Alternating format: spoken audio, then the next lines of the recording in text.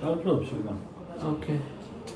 우선 메모리 단편화 문제가 하나 네. 있고요. 그 다음에 시스템의 부팅 순서, 부팅 프로세스 이렇게 문제를 두 개 준비했는데 혹시 어떤 거 보시겠어요?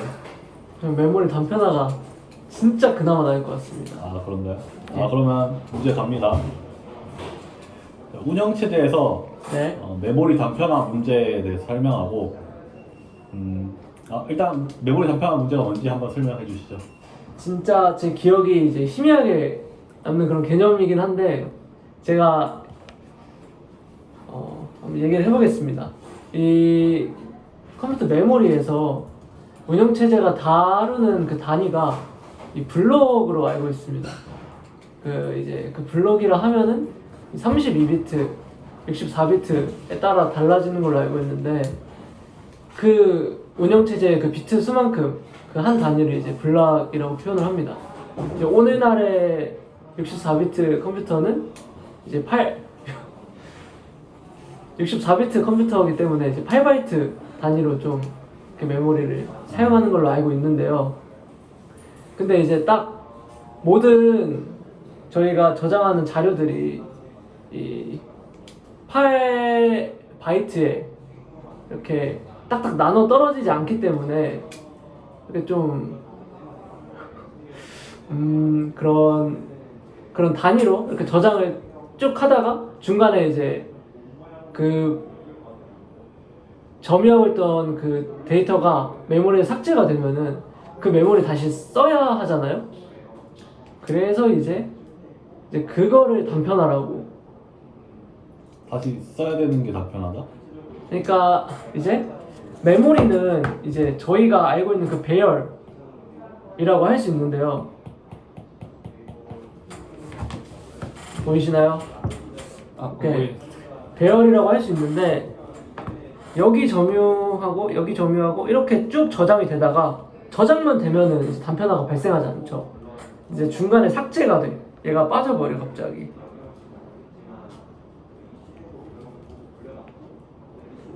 얘가 이제 삭제가 되는 것입니다. 영상이 잘 안 보이는 것 같아서 네. 말로 설명해 주시죠. 네, 그래서 제가 말하고 싶은 건 이거였습니다. 그러니까 말로 이렇게 설명해 배열에 주시죠. 순차적으로 그러니까 이 물리적인 메모리는 배열입니다. 배열. 네. 그래서 이제 순차적으로 이제 데이터를 저장하다가 네. 그 중간에 이제 뭐 1, 2, 3, 4, 5까지 저장했는데 두 번째 데이터를 이제 삭제를 시켰어요. 그때 이제 삭제보다는 해제 말씀하시는 뭐 거죠? 사실 삭제나 해제나 같은 말 아닐까요? 저희가 삭제를 안 하고 해제시킬 수가 있나요? 보통 메모리 해제라고 표현하니까 삭제가 되는 건 아니죠. 메모리 해제라고 할당과 해제. 아, 예. 오케이. 그래서 이제 그러면은 해제라고 하면은 이제 걔는 뭐 0으로 초기화하지 않고 뭐 오염된 메모리겠죠. 쓰레기 값이 들어가 있겠죠. 그 전에 저장돼 있던. 그럼 이제 운영체제는 그 메모리를 또 써야 되잖아요. 그 해제된 메모리를. 그래서 이제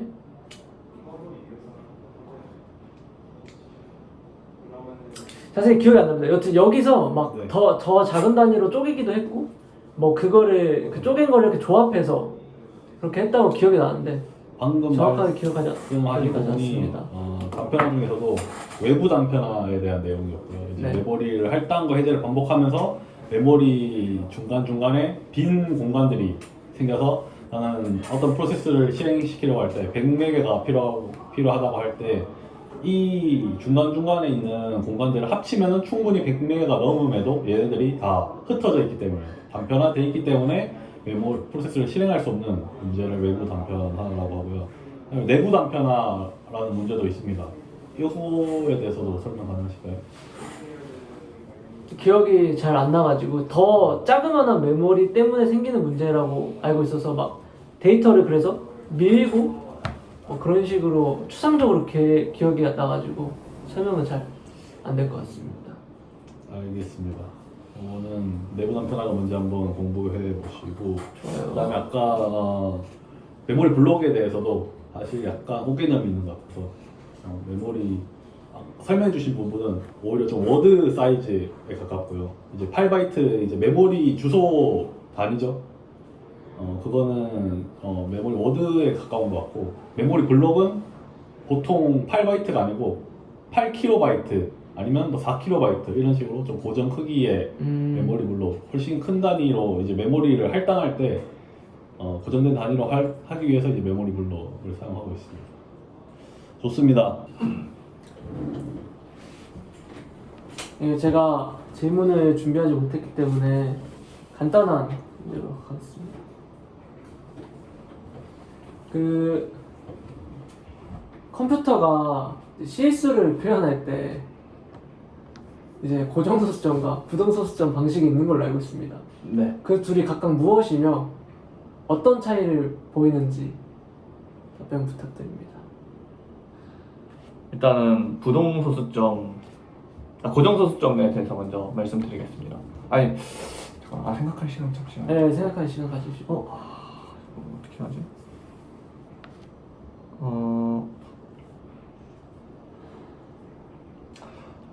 일단은 두 방식 모두 어쨌든 간에 컴퓨터에서는 제한된 메모리 내에서 이 실수를 표현을 해야 합니다.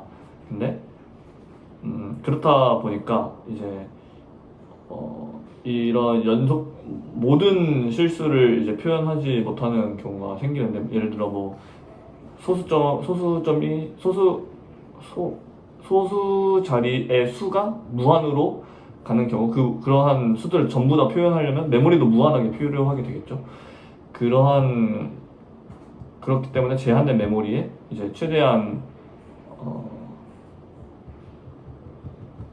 많은 수를 표현하기 위해 부동소수점 표현 방식이 있습니다.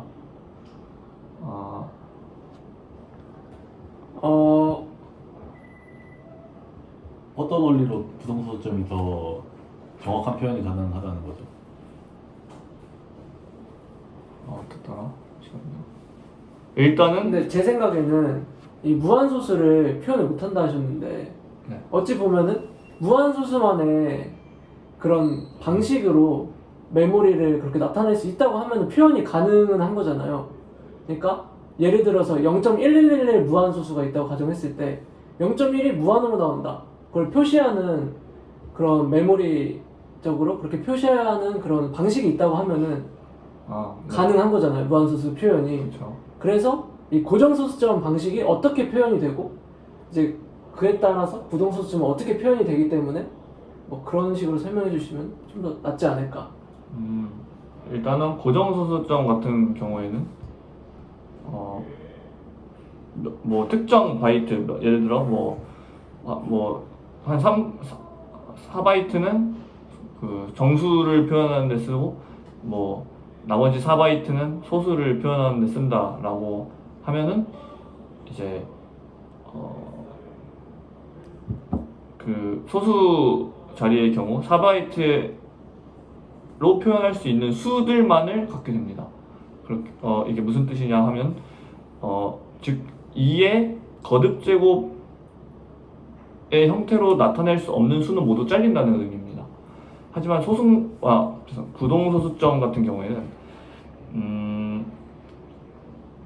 제가 지금 당장 말하니까 설명을 못 하겠는데, 어떠한 방식을 통해서 최대한 이 수들을 손실 없이 좀 많이 표현할 수 있다, 뭐 이 정도로밖에 지금 설명 못 할 것 같습니다. 근데 고정소수점에서 이제 2의 거듭 제곱으로 표현을 한다.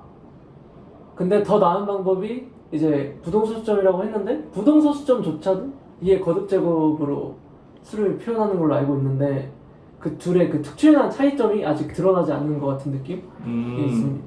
이름에 힌트 주신다, 이름에. 그러면은 지수부와 가수부까지 말씀을 드리겠습니다. 지수부가 있고 가수부가 있다.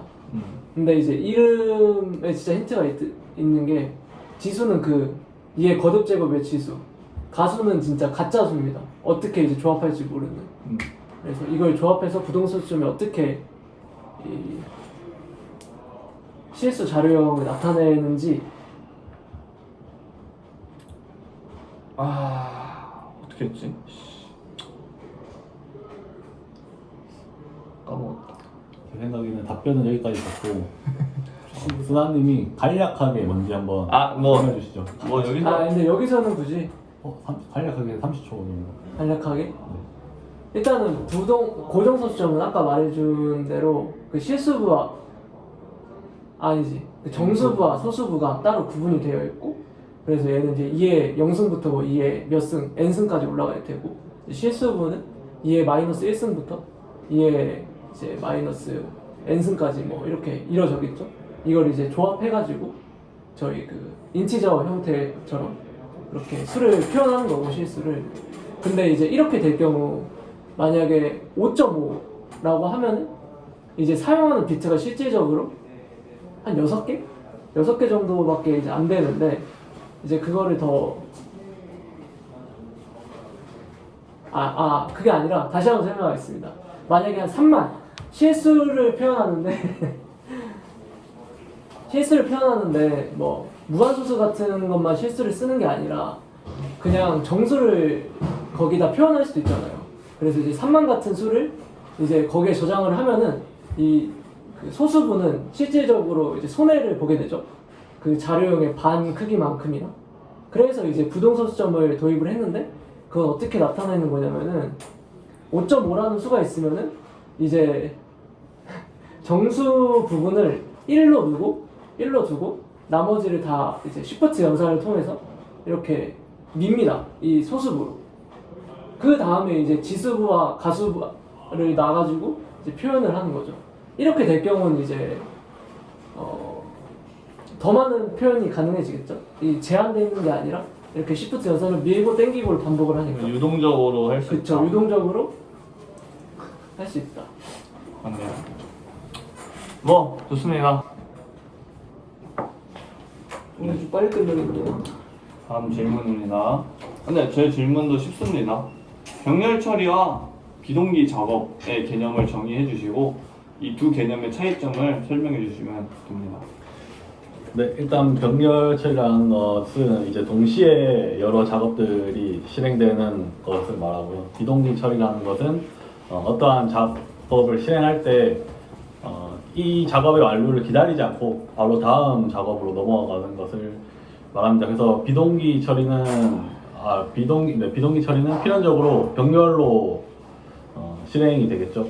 뭐 물론 병행으로 병렬처럼 보이게끔 할 수도 있겠지만은 보통 이제 병렬 백그라운드 스레드가 보통 돌아가면서 병렬적으로 처리가 되게 됩니다. 그래서 병렬 처리라고 해서 꼭 비동기인 것은 아니고요. 하지만 비동기는 웬만하면 다 병렬로 처리가 되겠죠. 뭐 예를 들어 보통 I/O 작업처럼 오래 걸리는 작업에서는 비동기로 많이 처리를 하는데 메인 흐름이 가다가 이제 그런 부분을 만나면은 비동기 처리로 실행시켜서 얘의 처리의 완료를 기다리는 게 아니고 바로 또 다음 작업을 실행을 합니다. 실행하고 얘가 이제 작업이 끝나게 되면은 뭐 콜백이라든가 그런 형식으로 이제 비동기 작업의 완료를 이제 알려주게 되는 거죠. 그렇게 되면은 다시 또 그에 대한 후속 처리, 뭐 콜백 함수를 실행한다든가 하는 식으로 처리가 되고요.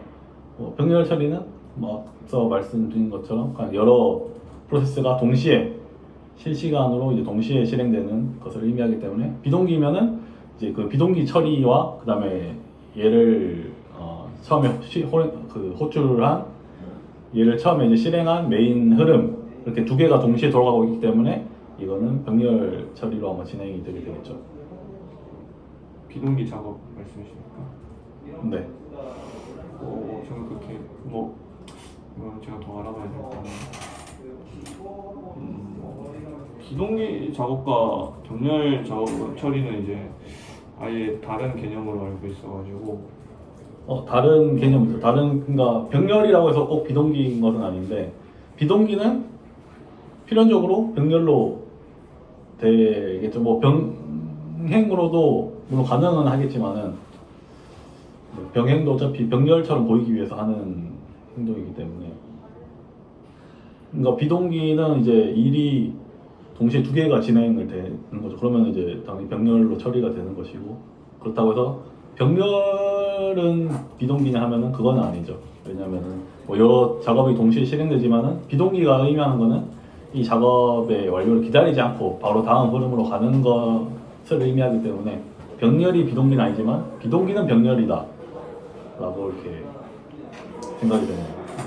하지만 그러니까 제가 뭔가 좀 비동기 작업이 필연적으로 병렬 처리가 된다는 부분에 대해서 의아한 부분이 이제 비동기 작업 말씀해주신 것처럼 예를 들어 뭐 I/O 작업을 할 때 그 I/O 작업 뭐 I/O 작업의 속도는 느리기 때문에 뭐 그런 것을 처리해주는 처리기한테 I/O 작업이 마칠 때까지 끝나면은 CPU에게 이제 알리도록 하고 CPU는 본인의 할 일을 하는 것을 알고 있는데 이게 병렬 처리라고 방금 말하시는 건가요? 네. 그런 의미에서 병렬 처리였습니다. 뭐 알겠습니다.